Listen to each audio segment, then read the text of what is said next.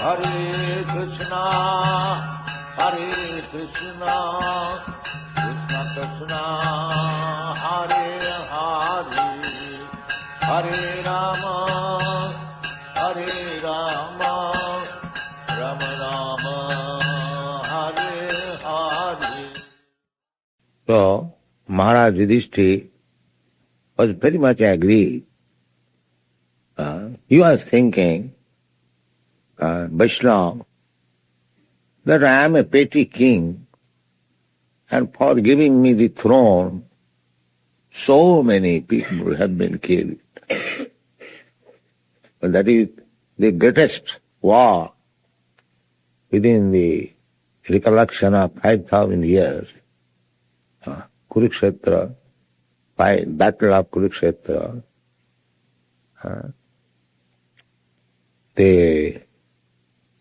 What is this figures? 6,400,000 people died in that battle.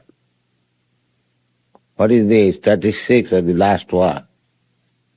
How many people died? Is there any statistic? 2 million. And here it is 6 million. And, Sorry, 40 million. Last what? No, we had 40 million. Oh.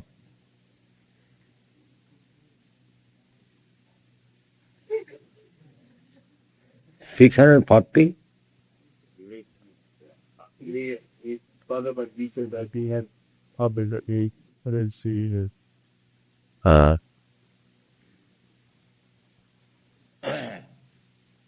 So which is greater?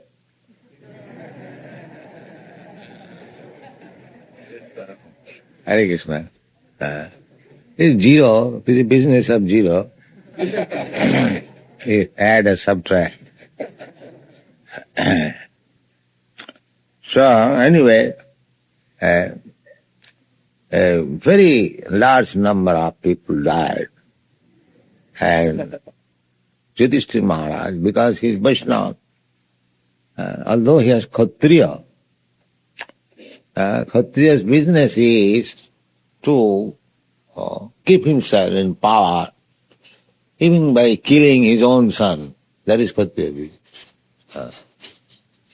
Kṣatriya, when there is question of fight, just like Bhīṣma-deva.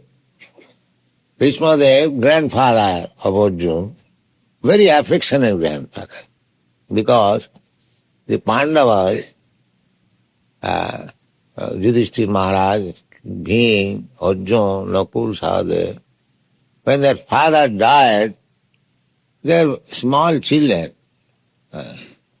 Naturally, Bhīṣma is the grandfather of the family, and he had to take care to raise the children.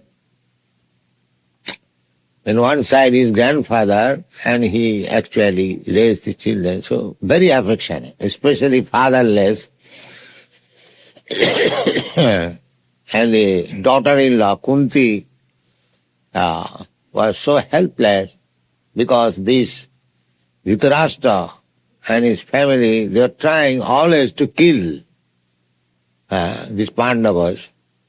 And Vidu and Bhīṣma, they were giving protection somewhere or other. So still, although so much affection, when the war was declared, Bhīṣma took the side of Duryodhana.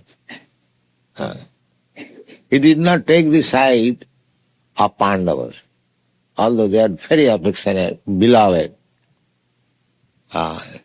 He replied that this side, Duryodhana, they are maintaining me. I am maintained by them, so I cannot go against them. That is not. Naturally, Bhīṣma would have come to the side of Pandavas because very affectionate. But he said that is not possible because I am maintained by them. This is the duty. if somebody maintains you, you must be very much grateful to him. These are the examples, Vedic culture. He is not maintained by anyone. But because he had no claim on the kingdom, he was thinking himself that I am dependent on this family. Actually, the kingdom belonged to Vyāsadeva, the kingdom. But he promised, his father wanted to marry Satyavati.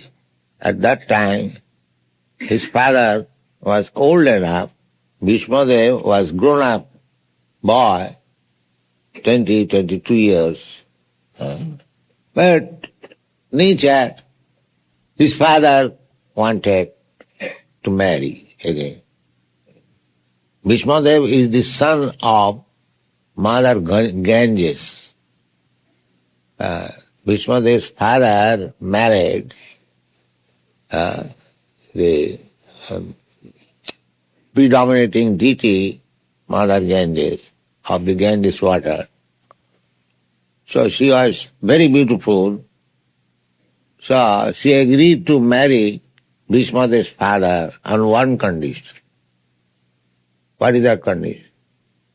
That all the children that will be begotten, they will be thrown in the Ganges water. This was the condition. If the king agreed, then she would marry. So, when a man becomes mad after a woman, so he agreed, yes, I shall throw all the children. Never mind. Come on.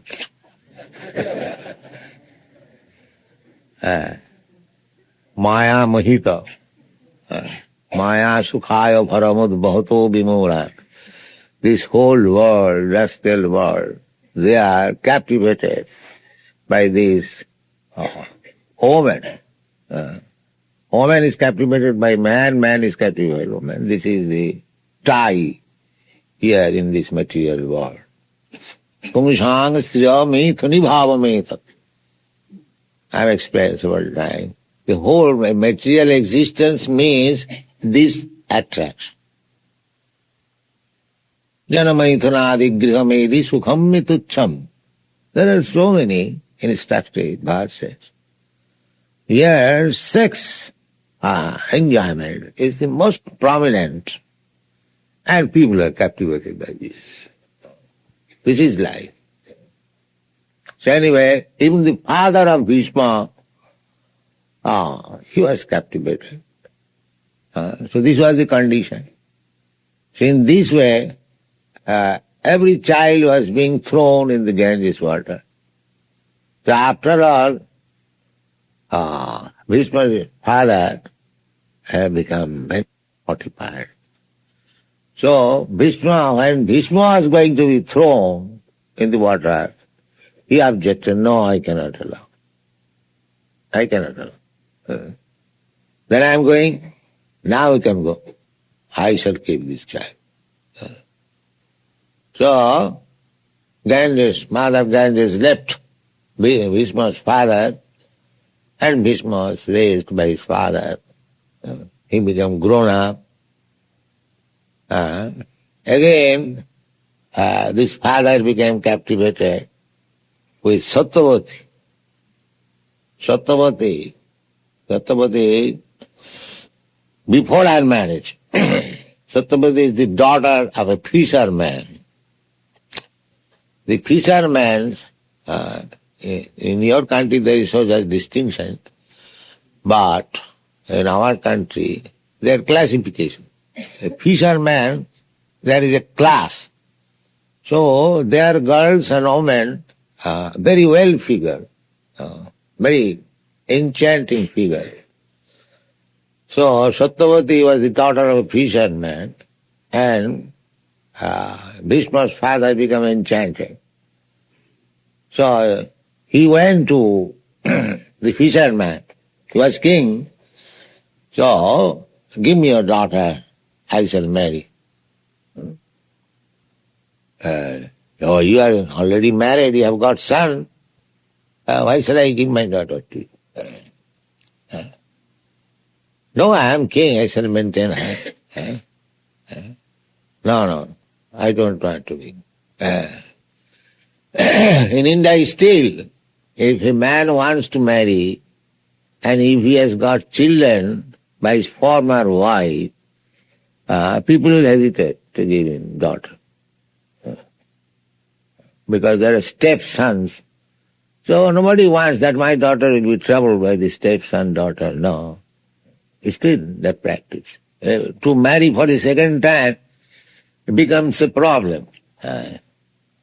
But nowadays these things are gone. So, the grown-up son, Bhishmadeva, he understood that my father is inclined to marry that girl. And so he went to plead, canvas. So why don't you give your daughter to my father? No, I cannot give my daughter to your father. You are his son. You will inherit the kingdom. My daughter's son will not inherit. So how can I give my daughter?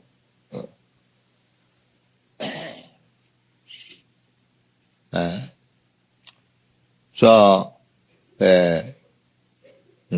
he said that I will not accept the kingdom.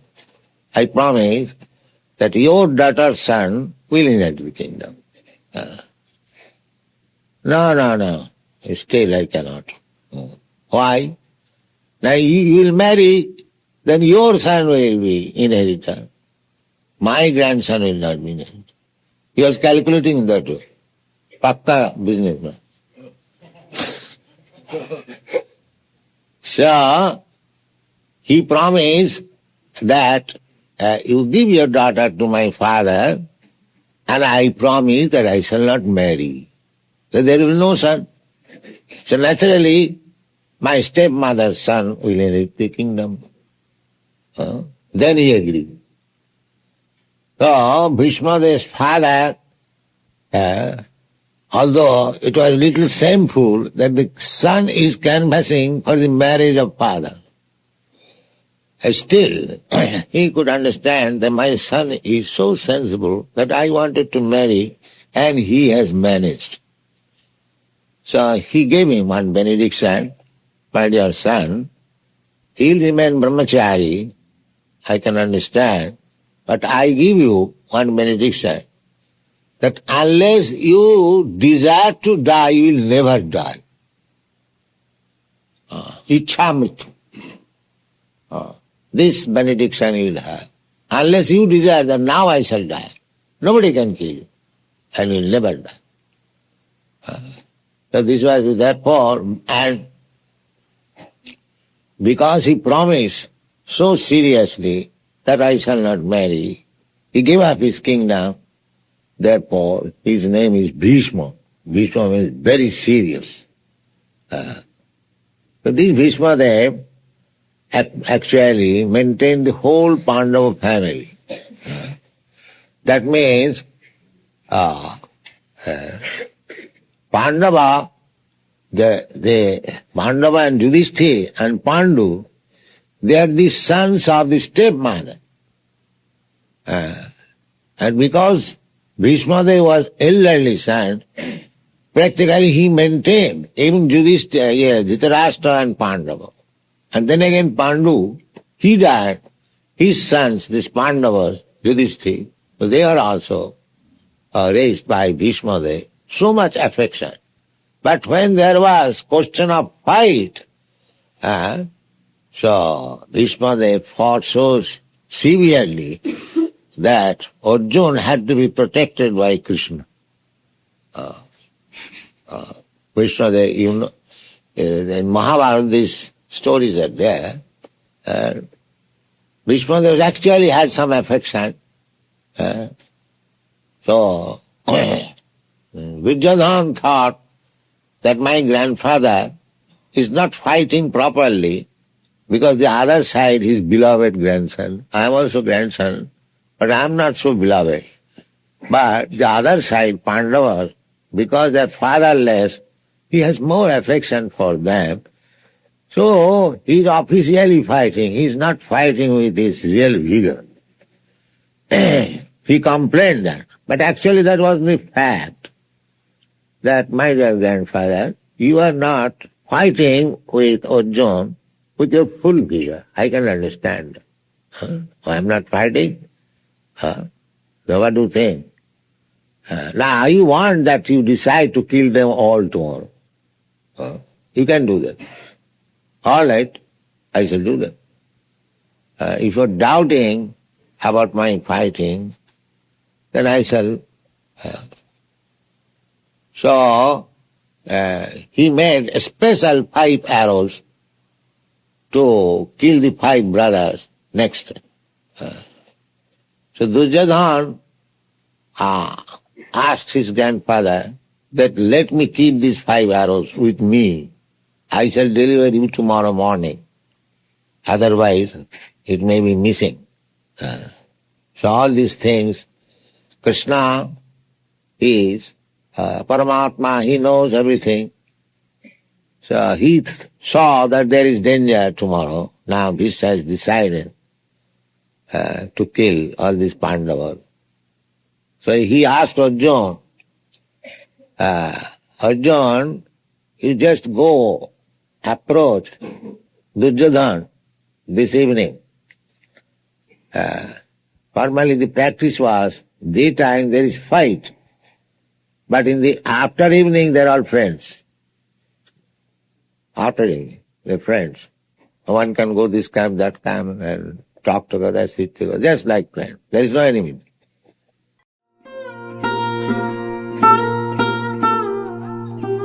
Tava kripa hale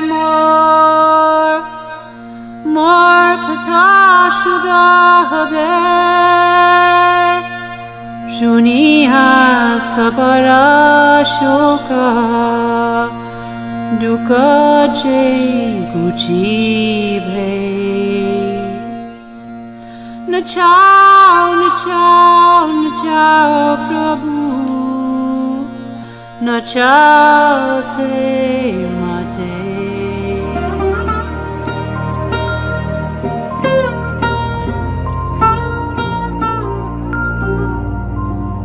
Bhakti Vedantanam Ebe Sartha Karo Bhakti Vedantanam Ebe Sartha